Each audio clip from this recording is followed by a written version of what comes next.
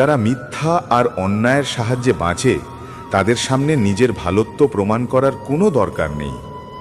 এই দুনিয়ায় ভালো মানুষদের সবচেয়ে বেশি পরীক্ষা দিতে হয়, সবচেয়ে বেশি কষ্ট সইতে হয়, কারণ মিথ্যে লোকেরা বারবার তাদের কাছ থেকে ভালোত্বের প্রমাণ চায়। মহাভারতের সেই সভার কথা মনে আছে, যখন দুর্যোধন আর শকুনি পাণ্ডবদের সঙ্গে ছল করে পাশা খেলেছিল আর দ্রৌপদীকে অপমান করার চেষ্টা করেছিল? সেই সভায় পাণ্ডবরা চুপচাপ বসেছিল। তারা ভেবেছিল, আমরা তো ধর্মের পথে, আমরা তো বড়দের সামনে কিছু বলতে পারি না। কিন্তু সেই নীরবতাই অন্যায়ের সাহস বাড়িয়ে দিয়েছিল। ভালো মানুষ যদি সবসময় চুপ থাকে তাহলে অন্যায় কখনো শেষ হয় না, বরং আরও বেড়ে যায়। গীতা শেখায়, সত্য বলা তখনই পুণ্য যখন সেই সত্য কারো উপকারে আসে।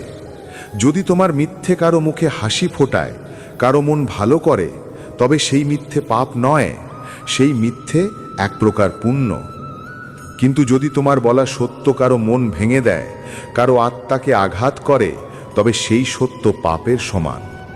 তাই মনে রেখো,